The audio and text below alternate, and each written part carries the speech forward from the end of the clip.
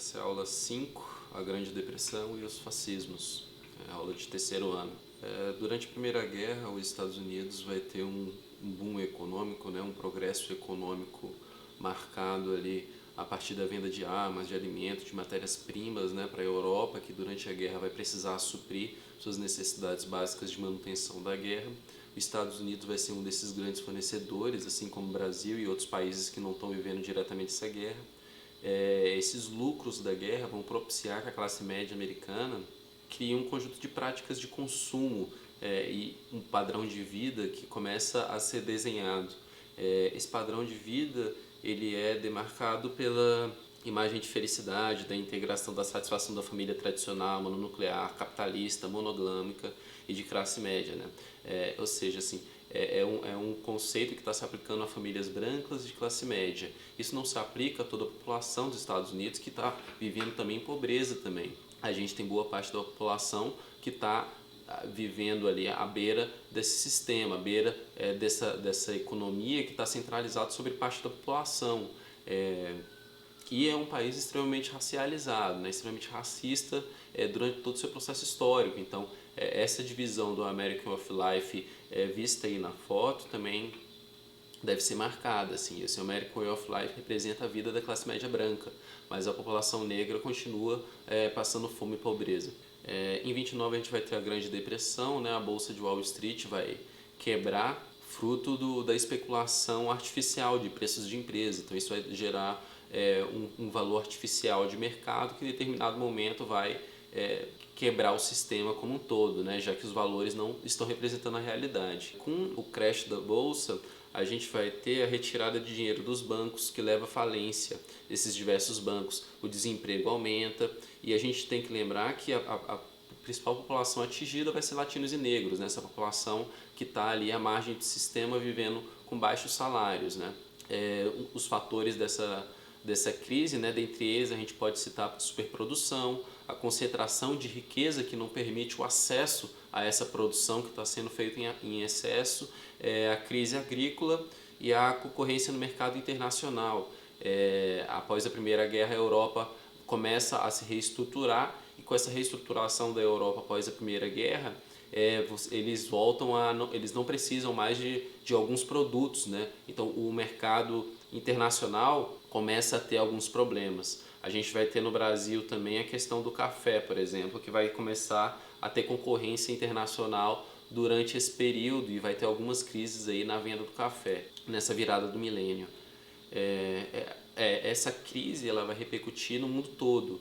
O sistema econômico nesse início de século ele não é globalizado como atualmente, mas ele tem quando um país entra em crise, ele termina impactando diretamente outros que têm vínculos comerciais, como a Inglaterra, por exemplo, e os Estados Unidos, né? A crise nos Estados Unidos vai impactar diretamente a economia da Inglaterra, por exemplo, principalmente a população mais pobre.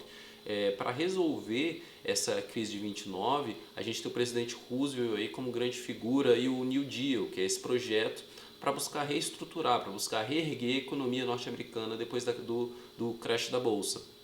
Então a gente vai ter investimentos em obras públicas, limitação da produção e direitos trabalhistas, né? Por que limitação da produção? Porque você tem que criar produtos que vão ser consumidos no mercado. Acumular esses produtos vai fazer com que o valor deles caia.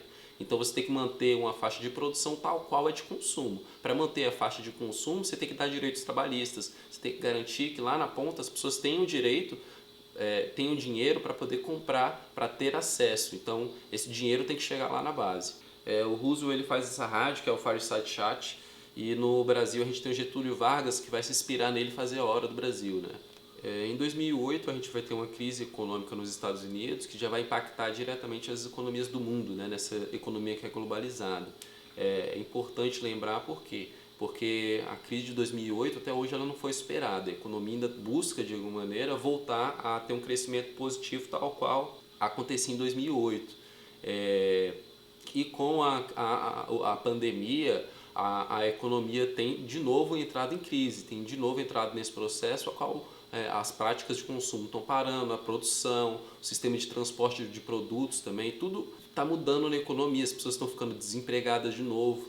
E Então é importante a gente lembrar disso. Assim, a gente tem a crise de 29, a gente teve a de 2008 e a gente está entrando em outra crise econômica agora, que vai aumentar a taxa de desemprego e que novamente a população mais pobre, e a maioria, é que vai terminar pagando por essa crise. O Paxton, esse teórico, que é uma das referências do livro, ele vai apresentar a ideia de fascismos, né?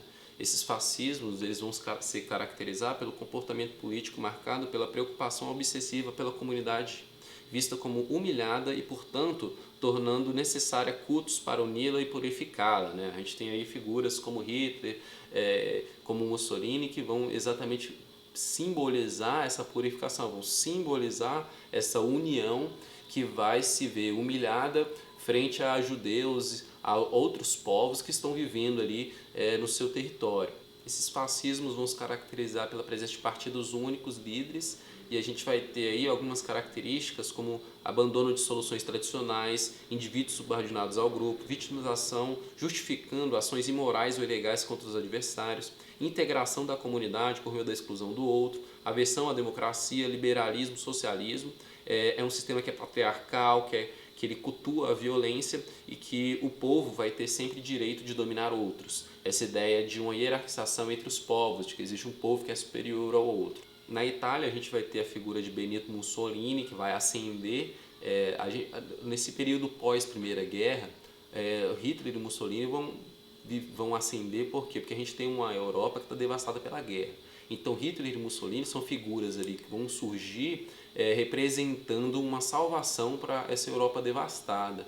Então, a população vai apoiar essas figuras visando o futuro, visando uma reestruturação até do seu próprio ego, que ficou ferido pela guerra. Quem perde a guerra perde grande parte dos seus territórios, tem que pagar uma dívida para os países vencedores. Então esses países estão se sentindo humilhados. Essas figuras representam uma fuga dessa humilhação. Essas figuras fascistas vão buscar, de alguma maneira, aumentar a autoestima nacional desses povos, né? Eles vão ter um nacionalismo extremado, uma subordinação do indivíduo ao Estado, valorização da guerra e ódio às democracias, né? Mussolini vai ascender ali a partir desse movimento combativo, um movimento nacionalista que ele cria e que se caracteriza como uma milícia, né? Uma milícia que vai atuar por meio da violência, da morte e por meio desse terror vai ser criado aí o Partido Nacional Fascista em seguida, se concretizando assim um grupo que vai ascender ao poder graças à força militar, né? Ao apoio de militares, ao apoio de empresariados. Com esse fundo de apoio, Mussolini vai virar o primeiro-ministro, né? Pressionando ali o rei, graças ao seu partido, à sua rede de apoio que está sendo criada, graças a essa autoestima ao qual ele busca dar para o povo italiano, a partir desse projeto dele de Itália, do Império Fascista Italiano. Em 29 tem a questão romana, que ele faz o Tratado de Latrão, então ele dá ali a autonomia para o Estado do Vaticano. É importante a gente lembrar que diversos papas vão dialogar diretamente com esses ditadores fascistas, tá? A relação do papado com o fascismo ela é de muita amizade em alguns momentos, por mais também conflituosa durante esse processo. Na Alemanha, a Alemanha também no pós-guerra está dizimada, perdeu seus territórios, está com esse semente de humilhação, e a gente vai ter aí a figura de Hitler, né, que vai tentar um golpe de Estado, que vai escrever o Minha Luta, que é um livro que vai tornar popular suas ideias, né, e aí ele termina defendendo aí esses 4 princípios básicos, né, que é a superioridade do ariano, né, a superioridade desse povo alemão sobre outros povos. Então eles são povos que estariam ali no alto da hierarquia dos seres humanos.